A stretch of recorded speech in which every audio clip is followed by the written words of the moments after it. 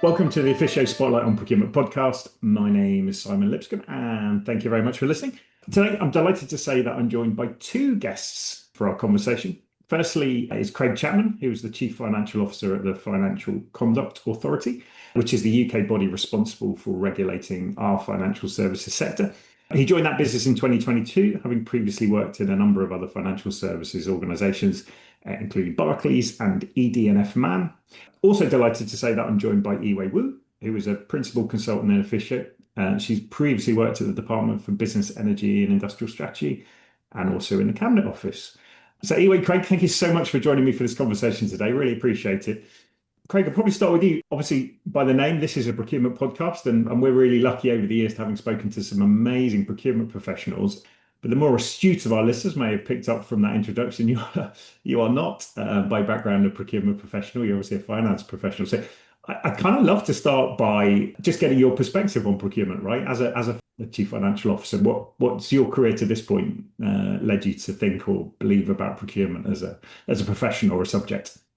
Great. Thank you, Simon. And you're absolutely right that my background is as a finance professional, and this is the first time I've dipped my toe into the procurement space. And so that happened about 2 years ago. And I was asked to take on oversight of the procurement function as things were moved around internally. And I think the first thing that really struck me is we had an excellent set of procurement professionals and a really amazing procurement team, but they just didn't have the environment that I thought they could thrive in, which led to a whole series of work, which I'm sure we'll go into in some detail. Brilliant. So this role is your first kind of exposure to procurement as well, obviously, I'm sure you've had interactions with procurement, but this is the first role where effectively you've been responsible for that. Like, how did you start that thinking then in terms of what you wanted procurement to be or what you felt the opportunity was for procurement?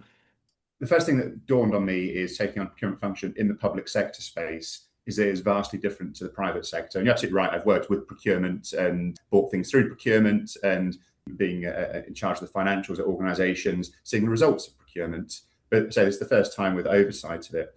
In the public sector, what really came through really strongly to me is compliance, that you have to be nailing compliance. And there are very good reasons that there's regulations and the law in place. It predominantly is to drive value, fairness, competition, and they're all good things, and you don't want to lose sight of that. But if you get the compliance point wrong, the rest of it becomes pointless. And so I had to get to an environment where I was assured myself that the compliance part was running effectively and hopefully silently, but had all those controls and protocols in place that I could rest assured that it would. Then next, the things I'm looking for is insight and value. And I think through the infrastructure we had previously, a lot of spreadsheets, which I don't think is that uncommon, and a non-standardized process, we saw a lot of differences between how procurements are being run and the execution. And so really getting that standardization and the comfort over compliance was my first stop off and first observation. It makes sense. Anyway, we were obviously lucky enough to kind of get the opportunity to work with Craig in FCA, and I thought sure we'll come on and talk a little bit about exactly what we did there. But again, you're someone who's worked both in the public sector and now outside as a consultant. Your view on that compliance perspective that Craig mentioned as a kind of fundamental part of what public sector procurement teams need to do. Yeah, sure. So I think with compliance, at the end of the day, I know a lot of organizations, a lot of people interact with procurement, often think of procurement as the team that's trying to stop you from spending money. It's all about control, control, control. But the reality is that most procurement people are just trying to help the organization get what they need, but get more value out of each pound. Yeah. And Craig, you talked about the idea of value from procurement. Again, I'd love to kind of explore that a little bit more, because what does that mean to you, or what do you think that means to you from an FCA perspective? And do you think that idea of value is different in a public sector context to perhaps a private sector business? 100%. So more broadly across my duties, value is something I'm just really razor focused on, because it's so much harder than in the public sector, in the private sector, sorry. Okay. In the private sector, there's often a very clear focus on profit and shareholder return. There are other measures and metrics in there, but there is a very sharp focus on shareholder return. The public sector is different because the tangibility of value, particularly in something like the Financial Conduct Authority, which is doing a variety of things, one of those which is management of risk across various parts of the economy and consumers, how do you know you've succeeded at that is a really, really hard question.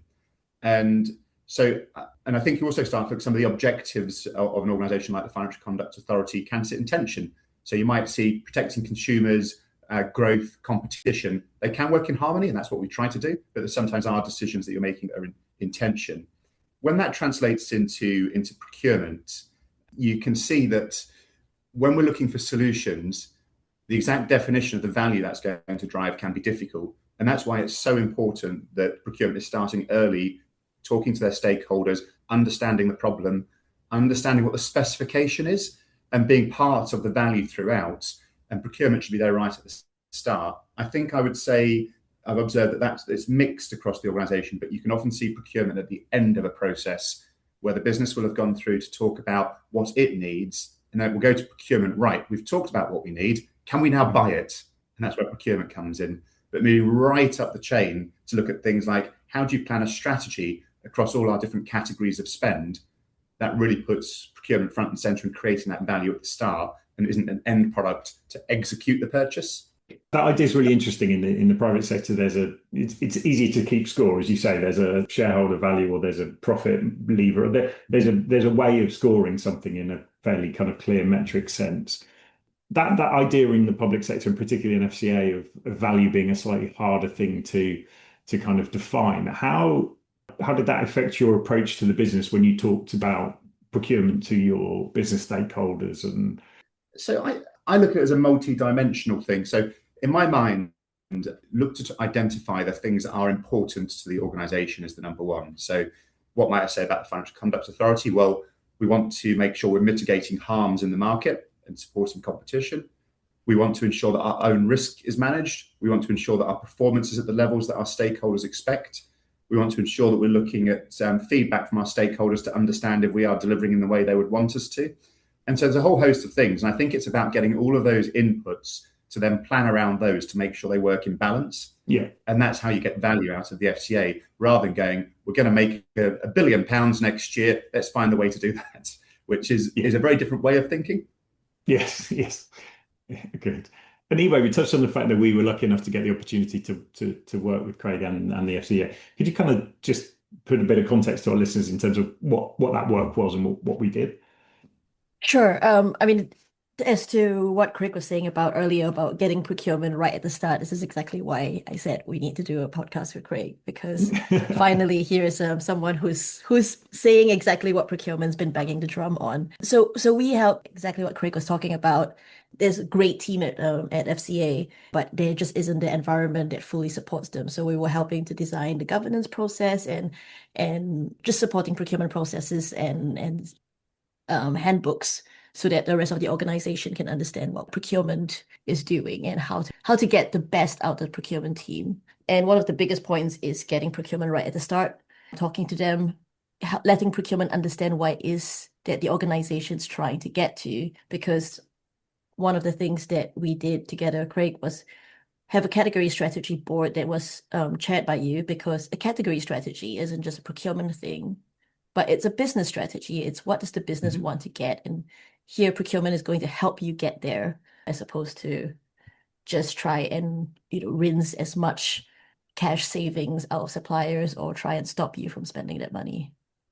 Yeah, I'm just going to jump in there because it's a really interesting point that Yehui brings up, which is sort of, I don't know how many times I've talked to the organisation about procurement with a big P and a little p. And it's almost unfortunate having a team named after the process, because there is procurement who are there guardians of this process to give the best facilitation to the business to get the best results and the best solutions. But there's a little p, which is lots of people involved. And Yehui probably remembers I gave a little talk at, we did a supplier conference, a procurement conference to launch the new procurement in collaboration with some suppliers. It was called Procurement Awareness Week. And I gave a little talk there about the needs of the coordinated response about a business. And I actually shared some holiday snaps from Kenya to start the session, which was a village I'd visited, a Maasai village. And people are familiar with the African phrase, it takes a village to raise a child. And I talked about all the different components of how the different parts of the organisation come together to build a product that the business can rely on as a good, suitable solution. and there'll be different stakeholders, different leanings. Cyber wants to lock it all down. The business wants the shiniest, newest thing. Finance, we want the cheapest thing, obviously. That's not true. But so there's all these different competing components that is going through a facilitation, through a process. And it's really important that it does take an organisation to buy a product. It isn't a procurement thing, but they have to be there through the process and they own that facilitation. Having now been through, I guess it's not the end of that journey, but you've been through a degree of that journey within FCA. Like, are you seeing the fruits of that change and the results coming through in terms of your role? Massively. From a compliance point of view, I sleep easier. Yeah, I know it's in hand. There's a few things I did around there. I don't know if this is common practice, because I probably just invented something that already exists I could have found much easier. But Yehui is probably aware, I also run the portfolio management unit that looks at our change portfolio. And in the change world, there's a fairly standard, maybe a little old-fashioned at times, but stage gating point. And it's the idea of having a sort of like a garden gate that you go through, but you can't go through the garden gate till you've met these certain checks. And in project world, it's having the idea, it's having a bit of a direction phase, then having a business case, then implementing, then embedding and embedding with the business, and finally a closure through to realizing benefits. And each of those stages, you have to have done certain things, have certain artifacts. When I looked at the procurement stages, they're very, very similar to this in terms of you're running lots of small projects. And can we get a similar gating system so you cannot go through the gate until you've done these things, to give assurance that at each gated point, we understand that all the objectives have been met and that we can rest easy that that bit is taken care of. And then you've moved to the next gate with all of the things that you would need to be in place, not just for compliance, but to achieve good value in the process as well. And Yehui, you touched on the fact that you were keen to do this podcast because you're thinking what FCA have done and the way Craig's approached this is, I guess I'm just intrigued. What would you, and given your experience more broadly in government, what would you say to other parts of government that they could learn from the way Craig and the team have approached, looking at procurement within the organisation to achieve some of those benefits Craig's just touched on, right? So I really like the point that Craig made about little p and big P, and that it is true, it is a process, and we're just named after the process. But in fact, everyone should have, that consideration of procurement, of commercial. At the end of the day, we're all spending taxpayers' money, and we are just gatekeepers trying to help ensure that everyone is getting the most value. Yes, we know you need to buy, whatever it is you need to buy, but perhaps if we looked at it from a whole organizational point of view or whole even government point of view, we could be getting more value if we bought it just in a different way, as opposed to the way that, that one stakeholder has thought in their mind how they would want to buy it. Yeah. But Craig, what talking to you before, one of the other phrases you used, which really I thought was super interesting, really resonated with me. So we as procurement people often talk a lot around cost savings, and cost is a driver for what we do, and it always should be, I think. But you talked about being cost optimal, which I thought was really interesting, right? And again, I'd love to kind of, if you could expand a little bit on that and that thinking, because I thought it was an interesting way of looking at the challenge, right? Yeah, it's something I've come to probably later in my career as I've got into more senior roles and had a more strategic view over organizations. Initially, you start off with cost control, and that's what you do. You're going to control the cost. But that essentially means get everything for the least amount of money possibly, but doesn't balance the benefits of spending more to get a different type of solution or a different type of outcome. And not all outcomes are equal. So I'm always trying to balance the cost with the outcome. And we look at that through the procurement process now with a balance of how much we award for cost and how much we award for technical ability or the technical know-how of the solution or solution provider. And I think that's a really important part of it, that we are balancing those to be cost optimal. I think if you go just down cost reduction, you get in quite a dangerous place and can actually undermine things. So resiliency is probably a great area to explore. That in resiliency, it's easy not to spend the money. Things don't always go wrong. But actually, is that an area you should be really investing in, looking for a cost optimal solution? Because longevity of an organization is something which can be hard to plan for and hard to understand in a cost reduction environment. But in a cost optimal environment, everyone's going to go, well, of course you should invest in resilience. And it just changes the framing of the problem. And Craig, that idea of cost optimal, how do you kind of bring that thinking or that way of approaching this into the business? Like, is that the people in your role, the chief financial officers, kind of pushing that messaging down into the business? Is it responsibility of procurement? Is it both? How do you, because it feels like a slight change to the ways that lots of people think about this, right? Yeah, it's the responsibility of everybody. I'd say it's at its strongest at a strategic direction when you're looking at how much you want to invest in certain parts of the organisation. And the answer shouldn't be as little as possible, but the answer is looking at balanced investment across the organisation. So you are optimising across the different parts. As I said earlier about planning, if you're looking at your different aspects of planning, and you might be looking at performance, your own risk, risk to your business, risk to your operations, and so forth. When you look across those, you may then start to equate, where are we investing? Is that the right balance? If you look at all the different indicators around it. And I would say, if you look at an area that's got high risk, maybe it doesn't have the right infrastructure in there, its performance is not that great, and you come to the next procurement, probably going, let's be cost reducing isn't the right answer.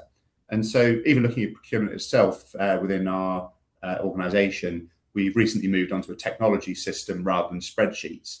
And that is very much because, as I said at the start, it didn't have the environment or the infrastructure it needed to thrive. It had an amazing team there and some incredible procurement professionals, but just not the environment. In cost reduction, you'd say, well, let's just stick with the spreadsheets. They're doing an adequate job. We're getting along. No, not at all. We can be cost optimal here by investing in some of that infrastructure, that technology, and building the team the right way. It will pay back more than dividends in the future in how it's able to serve the organisation and reduces that risk, improves that performance, which is all part of building an organisation that can operate effectively. Yeah. The question I'll come on to ask both of you. I'll start with you, Craig. So this is, we've said, the first role where you've had kind of operational responsibility, I guess, for procurement. But I'm intrigued what you've learned from that for other finance professionals that might be listening to this podcast. Kind of any advice or views or anything that you've changed your perspective on, having spent the last few years with kind of operational responsibility for procurement. You would not believe how much is in there and how challenging it is, and actually what an amazing job the team do with it. The demands on them and the way they're able to respond to the business, because things aren't always ideal, and things do come out that we're going to have to extend this contract, change the scope of this contract. They are working in a real-time reactive environment quite often. Their ability to deal with that and serve the organisation is incredible, and something that I think they're sort of profoundly committed to. And it's not what I've observed outside. And it comes back to this big P, little p equation. You often hear, it's procurement. And what you immediately go is, that must be the team they're talking about. No. It's not the team they're talking about. It's the process. So they'll go, it's procurement because actually we can't define a specification because we've not put enough thought into it, or we can't get the bandwidth or the evaluation and moderation through the process. And some of that is sort of been really insightful to my understanding of what people are talking about when they talk about the issues in procurement. Now, procurement as a big P function can definitely help with some of those, and we are moving forward to bring standards for the organisation to help them understand the expectations. But ultimately, the difference between what is a procurement process and procurement team has been quite insightful. And I've hopefully have become a champion of understanding what those differences are and how to talk to the business about those differences, how they can help, and not just how procurement can be better. Yeah. Anyway, kind of similar question to you as like on this podcast, you can be our nominal representative for the whole of the procurement profession. What can procurement people learn from, obviously your experience of working with Craig's been very successful, but what would you advise procurement people to learn about how to work with finance to best impact? Well, first, I just want to say everyone should listen to Craig because I've never felt so heard as a profession. But I think there's probably a journey that procurement and finance need to go on together, in that moving away from just pure savings to considering total cost of ownership, total value, and considering, the risks. So as Craig mentioned earlier, having less suppliers might also mean more supply chain risk because you have less resilience, or having more suppliers might, on the other hand, mean more operational management. So considering all of that, and it's probably not just looking at working with finance, but also working with all, for example, HR, your people strategy. If your organization wants to have a certain type of relationship with suppliers, then you need a proportionate people strategy to support that as well. Conscious of time, probably my last question, Craig. It sounds like a huge step forwards in terms of procurement within FCA. What's next, right? What does the future look like now? What's the next thing on the agenda, right? I've been talking. We are in an objective setting season as a part of the performance round, and One of the objectives I've started talking through with our Chief Procurement Officer is I want to do less procurement. And this can only be on the back of a foundation of all the work that's been done and as we become more strategic. So where do we look at things and analyse our landscape where we're taking extensions that we haven't planned for, or we are doing lots of work, lots of procurement in the same space? So you might say, have we gone out to get project resource 20 times this year? Is there a way we could do that just 5? And so trying to look ahead, and I guess this falls into what the profession would call the category strategies and looking forward. But the ultimate goal I'm trying to get to is how do we reduce the demand on procurement and get better outcomes at the same time so we can really plan into what we're doing. Brilliant. Craig, Yehui, thank you so much. It was a fascinating conversation. Brilliant to see the collaboration with procurement and finance, actually paying and delivering great results. So thank you so much, both of you, for taking the time to talk us through that. It was really interesting. Appreciate it. Great. Thank you, Simon. Thanks for listening to today's episode. If you've enjoyed this podcast, please give us a click on the follow button on your chosen podcast platform. We'd also love to hear your views on either future topics or indeed if you've got any thoughts on future guests that we should look to get onto the podcast. Thanks again. See you next time.